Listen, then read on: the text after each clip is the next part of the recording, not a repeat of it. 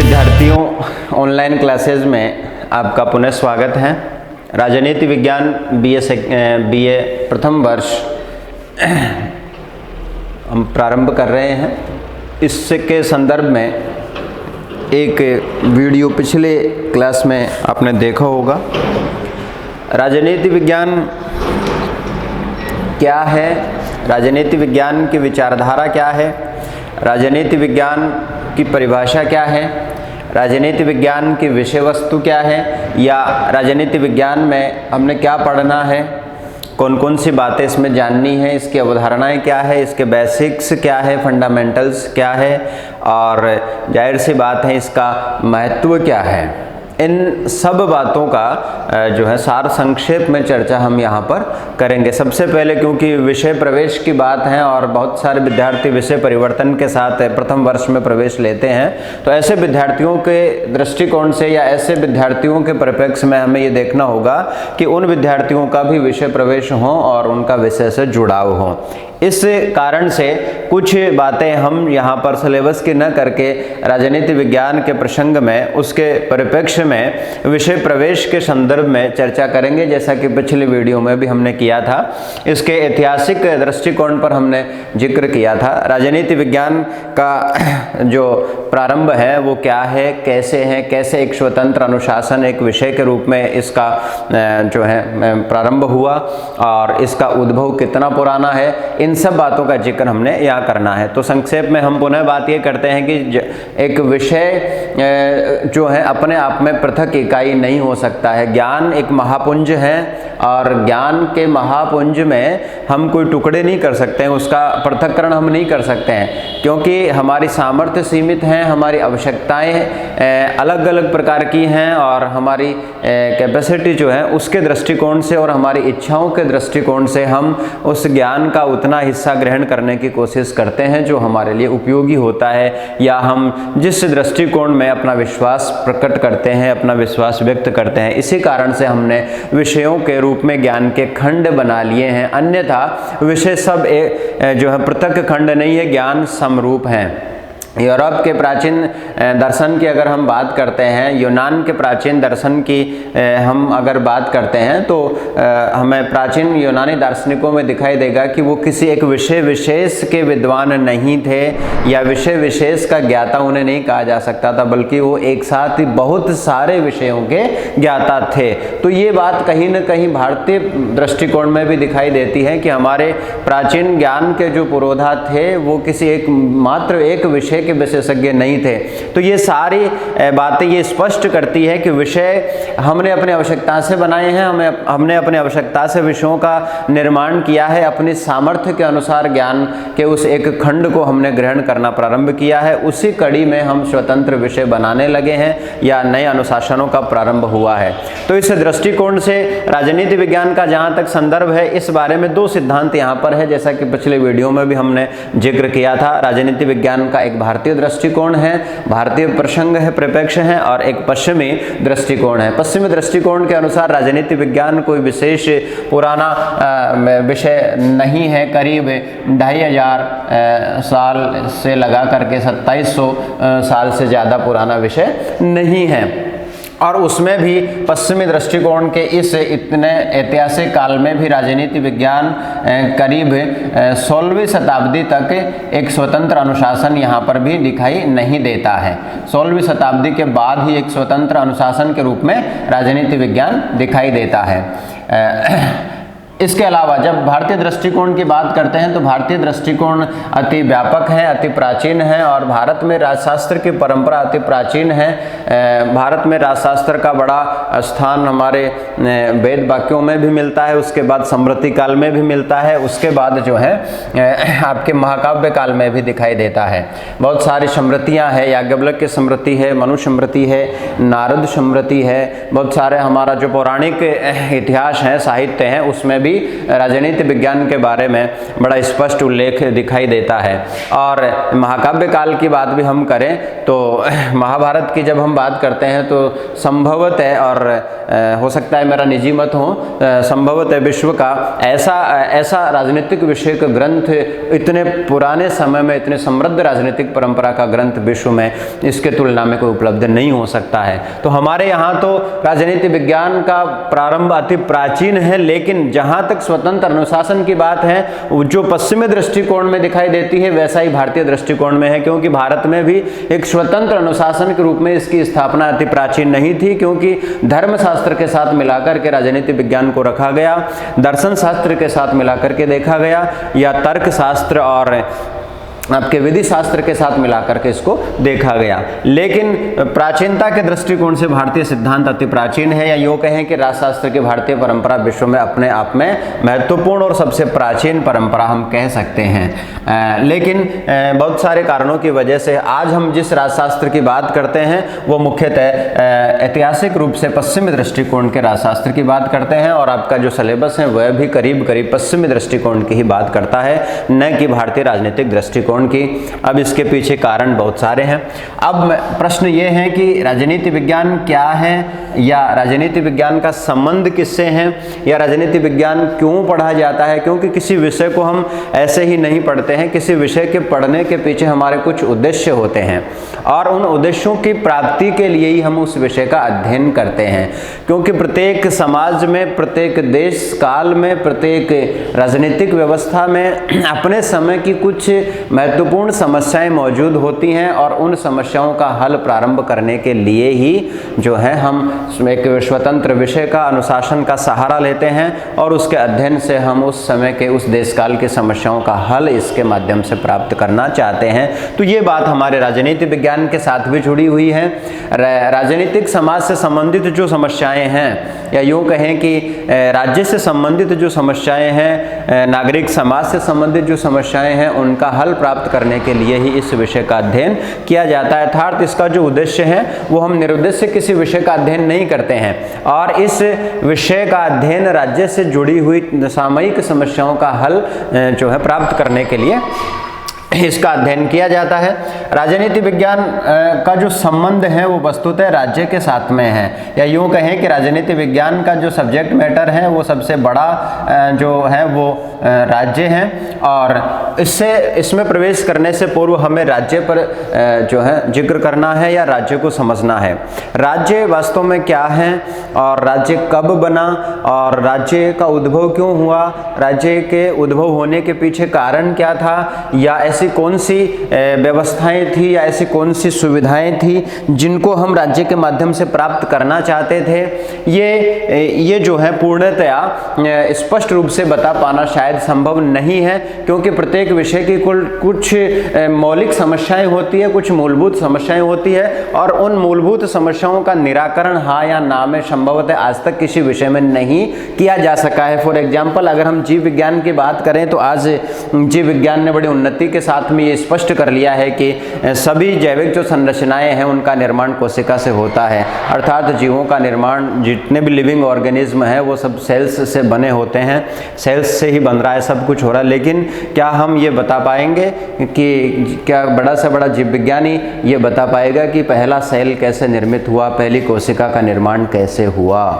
संभवतः हाँ या ना में आज तक किसी विद्वान ने नहीं बताया है, और संभवतः बता भी नहीं सकते हैं। इसी प्रकार जैसे अगर इतिहास की बात करें तो एक उदाहरण हम यहाँ लेते हैं, वेद की बात करते हैं। वेद अपौरुषेय ग्रंथ है, ईश्वरीय रचना है। भारतीय मतों के अनुसार, पश्चिमी मतों के अनुसार मनुष्यों की रचनाएं हैं। नहीं बता सकते वेद का आविर्भाव कब हुआ, उसका सन संबत क्या है, उनका रचयिता कौन है। ये अपने आप में इतिहास की एक मूलभूत समस्या हो गई। अगर हम भूगोल की बात करें तो भूगोल की भी अपनी जो मौलिक समस्याएं हैं संभवतः इसी प्रकार से मिलती जुलती हैं, और उनका भी निराकरण संभवतः हाँ या ना के माध्यम से नहीं किया जा सकता है।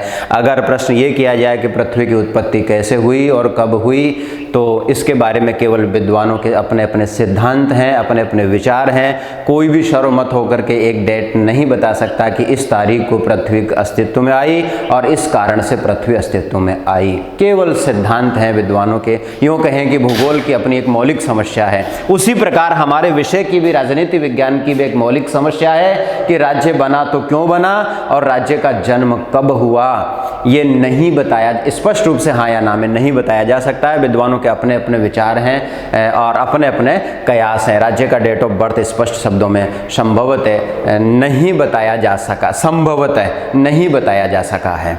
मैं 100% नहीं स्वीकार कर रहा इस बात को, लेकिन संभवतः नहीं बताया जा सकता है, हाँ या ना में। विद्वानों के विचार है कि अमुक समय में हुआ होगा या अमुक समय में ऐसा। तो ये हमारे विषय की एक मौलिक समस्या है कि राज्य का अवतरण, राज्य का आविर्भाव इस पृथ्वी पर कब हुआ और ऐसे कौन से मूलभूत कारण थे जिनके कारण से राज्य का आविर्भाव हुआ और कब हुआ, या राज्य को बनाने के पीछे इसका उद्देश्य क्या था, या राज्य की प्रारंभिक स्थितियां कैसी थी। यहाँ पर भी हम पुनः उन्हीं दो सिद्धांतों का, दो दृष्टिकोणों का जिक्र करेंगे। राज्य के उत्पत्ति के बारे में एक भारतीय दृष्टिकोण है, भारतीय दृष्टिकोण राज्य की उत्पत्ति को लेकर, और इसी प्रकार राज्य की उत्पत्ति को लेकर एक पश्चिमी दृष्टिकोण है। इन दोनों दृष्टिकोणों में जाने से पूर्व हम ये समझने का प्रयास करेंगे कि राज्य क्या है। राज्य को परिभाषित करने का, डिफाइन करने का जो है प्रयास हम यहाँ पर करेंगे। राज्य की परिभाषा क्या है, राज्य को परिभाषित कैसे किया जा सकता है और राज्य किसे हम कहेंगे। पिछले वीडियो में भी संक्षेप में हमने एक बहुत ही सार गर्भित परिभाषा संक्षेप में कही थी और यहाँ पर मुख्यतः प्रोफेसर गार्नर की परिभाषा याद आती हैं। गार्नर की परिभाषा में राज्य की सार गर्भित परिभाषा स्पष्ट की गई है। गार्नर महोदय ये कह रहे हैं कि राज्य वह इकाई है, राज्य वह इकाई है जिसका अपना भूभाग, जनसंख्या एवं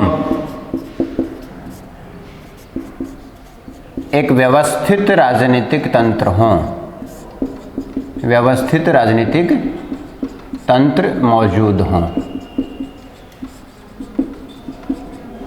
वह इकाई जो है राज्य कहलाएगी। राज्य वह इकाई है जिसका अपना भूभाग, जनसंख्या एवं व्यवस्थित राजनीतिक तंत्र मौजूद हो। अब यहाँ पर तीन बातें गार्नर महोदय की परिभाषा में स्पष्ट होती हैं: भूभाग, जनसंख्या और व्यवस्थित राजनीतिक तंत्र। हमें ये ध्यान रखना होगा कि व्यवस्थित राजनीतिक तंत्र कहा है इन्होंने। भूभाग,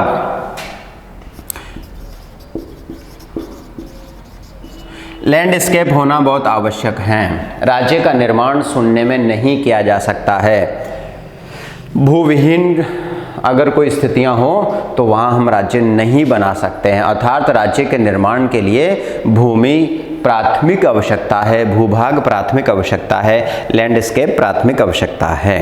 अब दूसरा जो इनकी जो रिक्वायरमेंट है वो है पॉपुलेशन। दूसरा जो रिक्वायरमेंट है वो पॉपुलेशन है, जनसंख्या। जनसंख्या, जन शून्य प्रदेश या जन शून्य भूभाग राज्य का निर्माण नहीं कर सकता है। मानवों की जो है वो मानव वंश का निवास वहाँ पर होना चाहिए। यहाँ हम किसी भूभाग पर किसी दूसरे जीव को रख कर के उससे भी राज्य का निर्माण नहीं कर सकते हैं। हम भेड़ों के झुंड अगर भूमि पर, भूभाग पर रखकर राज्य बनाना चाहें तो निर्माण संभव नहीं है। अर्थात राज्य के निर्माण के लिए जनसंख्या दूसरी महत्वपूर्ण आवश्यकता है। पहले भूभाग होना चाहिए और उस भूभाग पर जन प्रदेश होने चाहिए, उस भूभाग पर जन प्रदेश होने चाहिए। जन शून्य प्रदेश को हम राज्य नहीं बना सकते हैं। जैसे पृथ्वी के बहुत सारे हिस्से पर अगर ध्रुवों की अगर हम बात करें तो जन शून्य प्रदेश हैं, तो वहाँ पर राज्यों का निर्माण नहीं किया जा सकता है। राज्यों के निर्माण के लिए जो मानव समुदाय हैं, जन समुदाय हैं, उनका निवास होना अति आवश्यक है। और इतना सब कुछ होने के बाद में एक पॉलिटी सिस्टम होना आवश्यक है, एक पॉलिटी सिस्टम होना आवश्यक है, एक राजनीतिक तंत्र होना आवश्यक है। अब यहाँ पर गार्नर महोदय ये कह रहे हैं कि राजनीतिक तंत्र होना चाहिए, उनका इशारा शासन के किसी विशेष प्रकार को लेकर के नहीं है, चाहे वहाँ पर राजतंत्र हो, चाहे वहाँ पर लोकतंत्र हो, चाहे वहाँ पर सैनिक शासन हो, आज के शब्दों में अधिनायकवाद हो, या वहाँ पर कुलीन तंत्र हो, या शासन की राजनीतिक व्यवस्था की अन्य कोई प्रणाली मौजूद हो, लेकिन वह व्यवस्थित तंत्र के रूप में मौजूद होना चाहिए, ये रिक्वायरमेंट है, न कि वो ये कह रहे हैं कि लोकतंत्र होना चाहिए, राजतंत्र होना चाहिए। तो एक जो पॉलिटी सिस्टम है वो होना चाहिए, लैंडस्केप उसका होना चाहिए, पॉपुलेशन उसका होना चाहिए। अगर ये तीन चीज़ें दिखाई देती हैं तो निश्चित रूप से वह राज्य हैं, या उस इकाई को राज्य कहा जा सकता है। तो इस रूप में राज्य वह इकाई है जिसका अपना भूभाग हो, जिसकी जनसंख्या हो और उसका एक व्यवस्थित राजनीतिक तंत्र हो। तो एक परिभाषा, एक विचार हमें अपने मस्तिष्क में उतारना है कि राज्य हम किसे कहेंगे, राज्य किसे कहेंगे। राज्य एक अमूर्त संकल्पना है, एक मनोवैज्ञानिक संकल्पना है। अगर ये चीज़ें दिखाई दे रही हैं तो हमें अपने मस्तिष्क में ये विचार उतारना होगा कि वह राज्य कहा जा सकता है, उस इकाई को हम राज्य कह सकते हैं। पुनः एक बार रिपीट इस यहाँ पर कर रहे हैं प्रोफेसर गार्नर की परिभाषा। प्रोफेसर गार्नर के अनुसार राज्य क्या है? राज्य वह इकाई है जिसका अपना भूभाग हो यानी लैंडस्केप हो, जिसका अपना जनसंख्या हो यानी पॉपुलेशन हो, और जिसका अपना एक व्यवस्थित राजनीतिक तंत्र हो, अर्थात एक पॉलिटी सिस्टम, उसका एक वेल फ्रेम्ड जो है पॉलिटी सिस्टम उसका होना चाहिए। अगर ये तीन बातें किसी इकाई में पाई जाती हों तो हम उसे राज्य कह सकते हैं। और चूंकि इसका जिक्र हमने यहाँ इसलिए किया क्योंकि हमारे विषय यानी राजनीति विज्ञान के साथ में राज्य जुड़ा हुआ है। राज्य के बिना आपका राजनीति विज्ञान प्रारंभ ही नहीं होता है। कुछ विद्वानों ने तो यहाँ तक कहा है कि राजनीति विज्ञान का प्रारंभ और राजनीति विज्ञान का अंत दोनों ही राज्य के साथ होते हैं। तो हमारे विषय का मूल है, हमारे विषय की मूलभूत जो संरचना है, उसका जो सब्जेक्ट मैटर हैं वो राज्य हैं। ये बात हमें स्पष्ट समझ लेनी होगी। और इसके साथ ही एक बात और हमें यहाँ पर समझनी है कि ये जो तीन चीज़ें हम बातें यहाँ पर कर रहे हैं, उनमें ये जो तत्व हैं वो जो है चेतन तत्व हैं। राज्य के तीन रिक्वायरमेंट्स हैं, तीन जो बातें राज्य की हैं उनमें जो चेतन तत्व हैं वो ये हैं। पॉपुलेशन, ये चेतन तत्व हैं जो एक भूभाग को राज्य के रूप में बदलता है। तो राज्य का मूल तत्व जैसे राज्य हैं, राजनीति विज्ञान का मूल तत्व जैसे राज्य हैं, वैसे ही राज्य का मूल तत्व अपने आप में जनसंख्या है, अपने आप में जनसंख्या है। तो यहाँ पर हमें ये समझना होगा कि जनसंख्या यानी मनुष्य, यानी आज के शब्दों में नागरिक, आज के शब्दों में नागरिक, वो भी आपके विषय यानी राजनीति विज्ञान का मूल है। नागरिक, जनसंख्या, मनुष्य, जन समुदाय, ये जो हैं वो आपके राजनीति विज्ञान का मूलभूत आवश्यकता हो गया। या राजनीति विज्ञान के मूल में राज्य हैं और राज्य के मूल में नागरिक हैं, मनुष्य हैं। तो मनुष्य को लेकर के या मनुष्य के विचारों को लेकर के, उसके कार्यकलापों को लेकर के, उसकी समस्याओं को लेकर के, उसकी समस्याओं के निदान को लेकर के ही हम राजनीति विज्ञान का अध्ययन करते हैं। नेक्स्ट वीडियो में हम इनकी परिभाषाएं समझने का प्रयास करेंगे। Thank you.